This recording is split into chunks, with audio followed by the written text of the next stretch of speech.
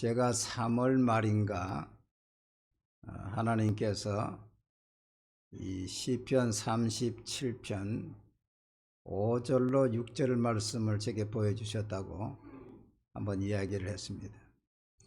내 길을 여호와께 맡기라. 그를 의지하면 그가 이루시고 내 의를 빛같이 나타내시며 내 공의를 정오의 빛같이 하시리로다. 할렐루야. 저는 그때 이 말씀을 왜 나한테 이렇게 보여주시는가, 조금 줄이고 손대지 말아라. 그때 이 말씀을 왜 나한테 이렇게 보여주시는가, 그것을 몰랐습니다. 그런데 몇 달이 지나놓고 보니까 하나님께서 미리 준비하라고 이렇게 보여주신 것이었구나. 지금은 깨닫게 되었습니다. 우리 모두는 길을 가는 자입니다. 그런데 어떤 사람은 자기의 가는 길을 알고 걷는 사람이 있는가 하면은 자기가 어디로 가고 있는지도 모르고 걷는 사람이 있습니다. 여러분, 세상의 사람들이 자기가 알건 모르건 지금 길을 걷고 있는데 자기의 가는 길을 아는 사람이 몇 퍼센트나 되겠어요? 우리 예수 믿는 사람들, 응답받은 사람들, 그 사람들은 이제 그 길을 아는 것이지요. 그러나 세상 사람들은 어디로 가는지도 모르고 그냥 정처 없이 가지요. 이 갈 길을 모른다, 목적지가 없다 하는 것처럼 참 비참한 것이 없는 것입니다. 성경을 보면은 우리 하나님은 우리의 길을 정하시고 지도하시고 인도하신다 그랬어요. 시편 37편 23절 보면 여호와께서 사람의 걸음을 정하시고 그 길을 기뻐하시나니, 하나님이 우리의 걸음을 정하신다 그랬어요. 에레미야 10장 23절 보면 여호와여 내가 알거니와 사람의 길이 자신에게 있지 아니하니 걸음을 지도하는 것이 걷는 자에게 있지 아니하니이다. 잠언 16장 9절 말씀 보니까 사람이 마음으로 자기의 길을 계획할지라도 그 걸음을 인도하시는 이는 여호와시니라. 할렐루야. 조금 자꾸 소리가 나. 조금 줄여봐. 조금만. 욥은 욥기 23장 10절에서 나의 가는 길을 그가 아시나니 그가 나를 단련하신 후에는 내가 정금같이 나오리라. 오늘 찬양 드렸지요. 나의 가는 길을 누가 아신다고요? 하나님이 아신다는 거. 하나님. 욥은 그 막막한 가운데서도 하나님이 나의 길을 인도하신다는 걸 믿었어요. 여러분, 소망이 끊어진 것 가운데서도 하나님이 나의 길을 인도하신다는 걸 믿기를 바랍니다. 오히려 이 훈련을 통해서 하나님이 일하신다. 이게 믿음이지요. 이게 믿음입니다. 우리 하나님은 우리를 하나님의 말씀과 성령으로 인도하십니다. 하나님의 말씀은, 주의 말씀은 내 발의 등이요 내 길의 빛이니이다.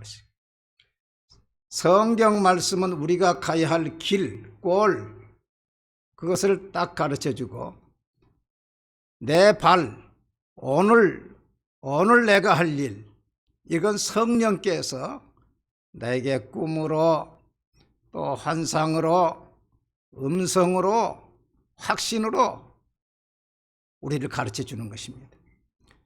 그래서 하나님의 말씀에 그 도지요, 하나님의 말씀이 길입니다.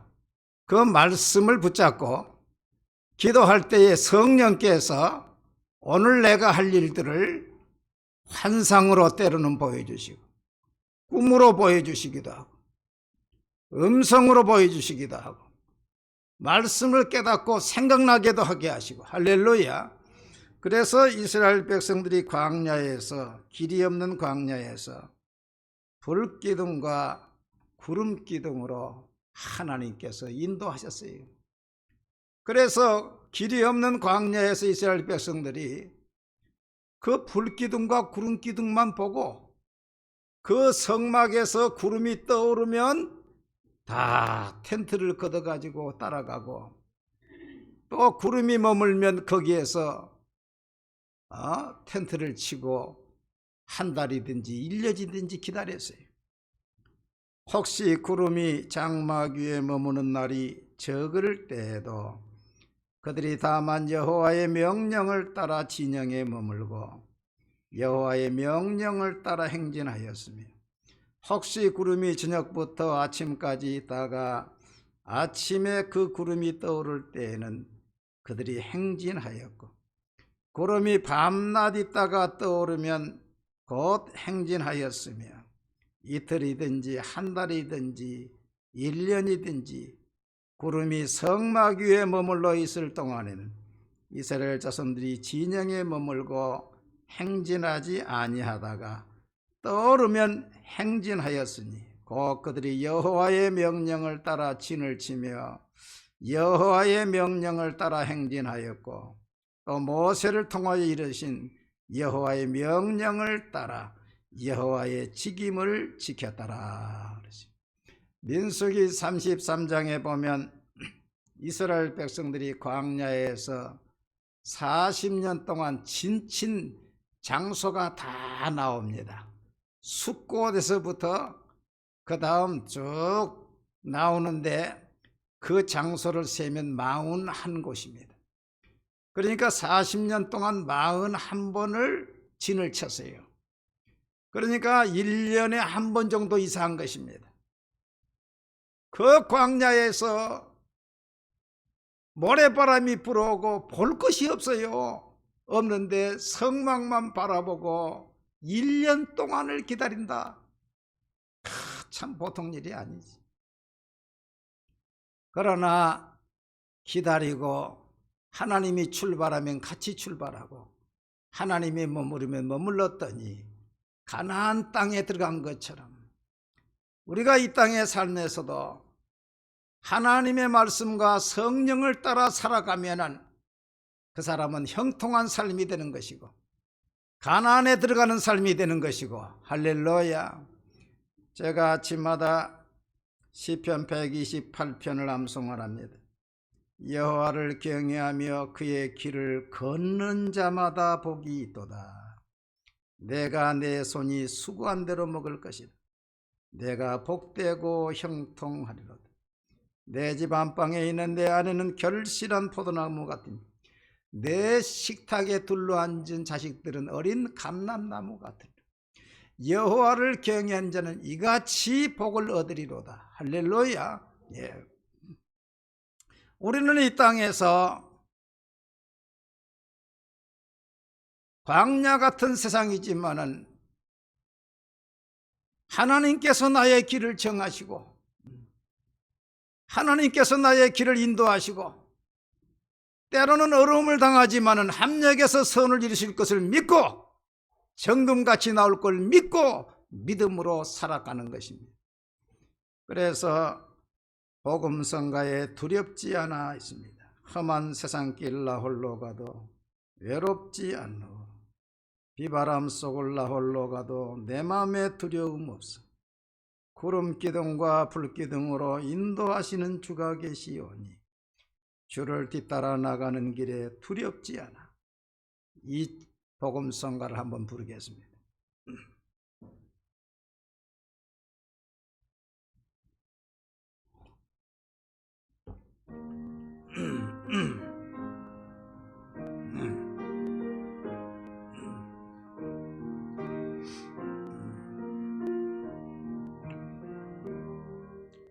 험한 세상길 나 홀로 가도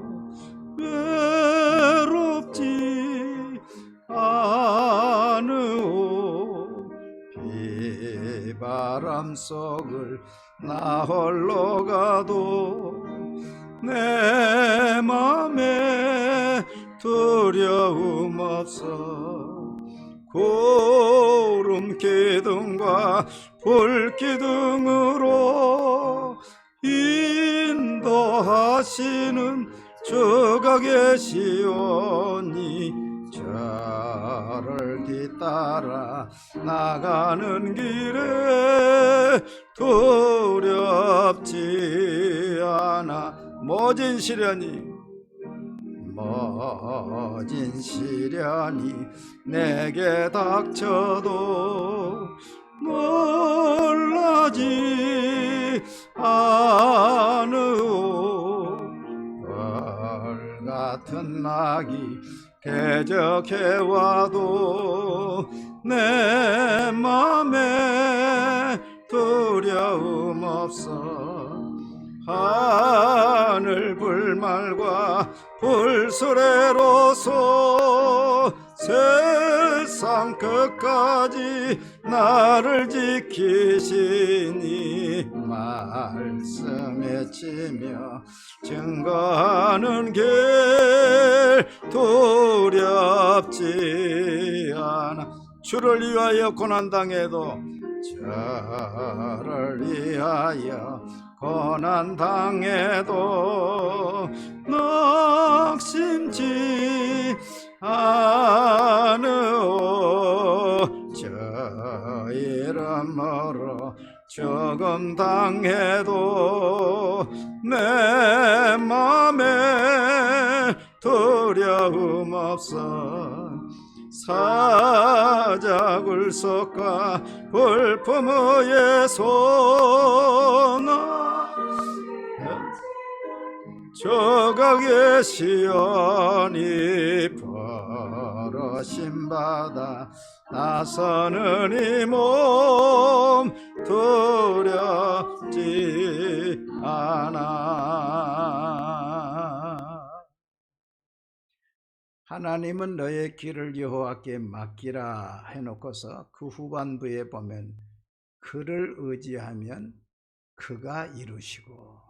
한번 따라 합시다. 그를 의지하면 그가 이루시고. 여기 그가 누구십니까? 하나님이십니다. 하나님이 이루신다는 거예요. 내가 나를 의지하면은 실패하는 것입니다. 모세가 40년 동안 궁중교육을 받았습니다. 다른 사람은 다 노예 생활하는데 모세는 바로의 궁중교육 받고 말과 행하는 일이 능하더라 그랬어요. 그러니까 40이 되니까 이만했으면 내가 지도자가 될 만하다 해가지고 지도자로 나섰잖아요. 지도자로 나섰다가 사람을 죽이고 도망자가 되고 여지없이 이제 망했지요. 실패하게 된 것입니다. 우리도 마찬가지입니다. 이만하면 됐다, 이만하면 됐다 생각할 때가 그때가 위험한 때. 고린도서 10장 12절에 그런즉 선줄로 생각하는 자는 어떻게 조심하라 그랬어요? 넘어질까 조심하는 거예요. 나도 이 정도면 이제 괜찮다. 이제 이 정도면 뭐 문제 아니다. 우리 교회도 이 정도면 이제 든든하다. 제가 옛날에 교회를 지냈고 하나님 앞에 금식을 243일을 했어요. 열흘에 한 번씩. 그러놓고서 이제 교회가 원만하고 모든 것이 잘 되고 그래서 금식을 끊었습니다. 금식을 끊은 지가 지금 몇 년 됐어요. 마음속에 우리 교회는 든든하게 서간다 이렇게 딱 생각을 한 것이지. 그러니까 사람을 의지하고 물질을 의지하고 이만큼 스스로 됐다 이렇게 하니까 하나님이 하나씩 하나씩 그 의지하던 것이 없어지게 만드는 거예요.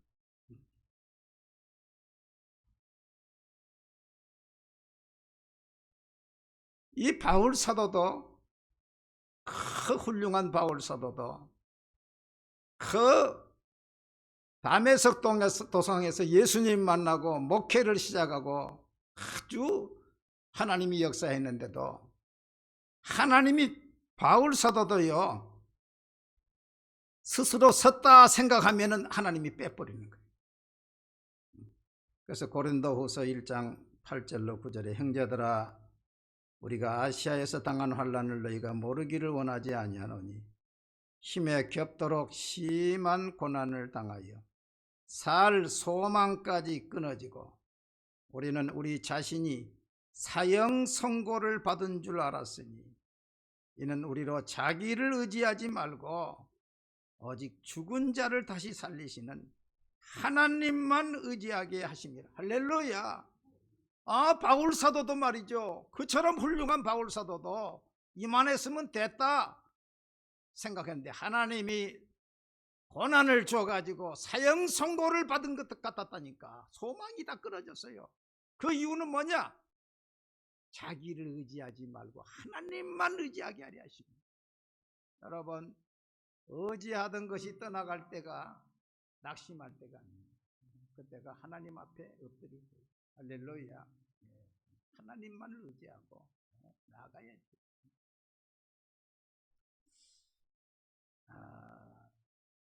하나님만 의지하고 맡기면은 하나님이 하십니다.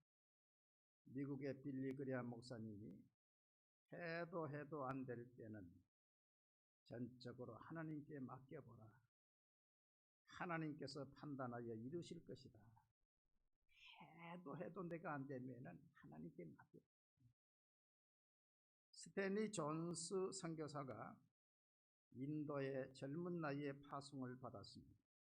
그래서 인도에 가서 열정적으로 전도했어요. 그런데 이상한 것은 그렇게 열정적으로 전도하는데 열매가 맺히질 않는데 그 1년 2년이 아니요 10년을 전도했는데도 한 명을 전도를 못했어요. 20년을 전도했는데도 한 명을 구원을 못 시켰어요. 그러니까 얼마나 낙심이 되겠어요. 그래서 스탠리 존스 선교사가 사과나무 아래에 누워버렸어요. 난 안 되는가 보다. 낙심해서 누워있으니까 하나님의 음성이 들려왔어요. 스탠리 지쳤니? 네, 지쳤습니다. 아무리 전도해도 듣지를 않습니다.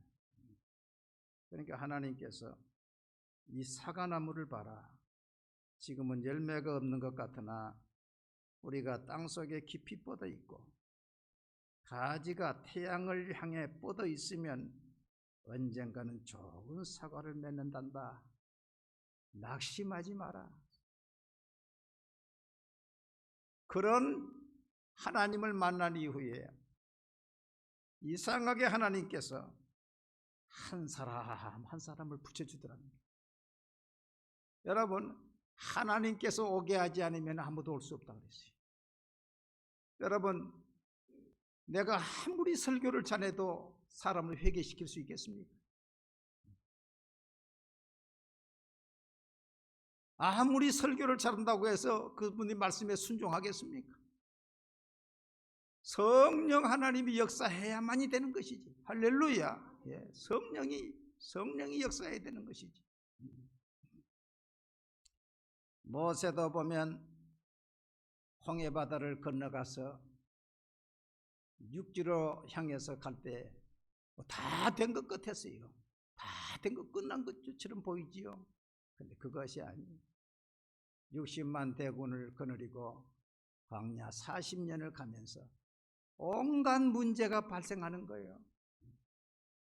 민수기 14장에 보면은 12 청탐꾼 가운데 10명이 부정적인 보고를 했죠. 그러니까 백성들이 밤새 울고 흥분돼 가지고 모세를 향해서 우리가 다른 지도자를 세워 가지고 애굽으로 갈 것이다. 여러분 60만 대군이 일어났는데 모세가 어떻게 할 수 있어요? 여호수아 갈렙이 옷을 찢으면서 설득해도 듣지 않는데 어떻게 할 수가 있어요? 그러니까 모세가 하나님께 엎드렸어요. 5절 말씀 보니까 모세와 아론이 이스라엘 자손의 온 회중 앞에 엎드린지라. 하나님 앞에 엎드렸어요. 나는 못합니다. 하나님, 나는 감당할 수가 없습니다. 모세와 아론이 엎드리니 10절에 보니까 온 회중이 그들을 돌로 치려 하는데 그때 여호와의 영광이 회막에서 이스라엘 모든 자손에게 나타나시니. 모세가 죽으니까 하나님이 나타나요. 모세가 엎드리니까 하나님이 일하셔요. 할렐루야. 예. 또 16장에도 마찬가지입니다. 고라 자손과 나단과 아비람 온이 250명의 지휘관을 더불어서 또 모세를 대적하니까 4절에 보니까 모세가 듣고 엎드렸더라. 또 엎드립니다. 그랬더니 19절에 고라가 온 회중을 회막문에 모아놓고 그 두 사람을 대적하려 하며 여호와의 영광이 온 회중에게 나타나시니. 민수기를 쭉 읽어보면 16장 22절에도 엎드렸다, 42절에도 모세가 엎드렸다, 26장 6절에도 모세가 엎드렸다. 놀라운 것은 모세가 엎드릴 때마다 하나님이 나타나서 일하십니다. 제가 이 말씀을 보면서 우리가 스스로 자만해서는 안 되고, 내가 좀 마음속에 하나님만을 전적 의지해야 되는데 그것이 부족했구나. 더 엎드려야 되는데 내가 해보려고 하니까 힘드는구나. 하나님 앞에서 더 엎드리면 하나님께서 일하시고 내 의를 빛같이 내 공의를 정오의 빛같이 하시리로다. 할렐루야. 이런 역사가 일어날 줄로 믿습니다.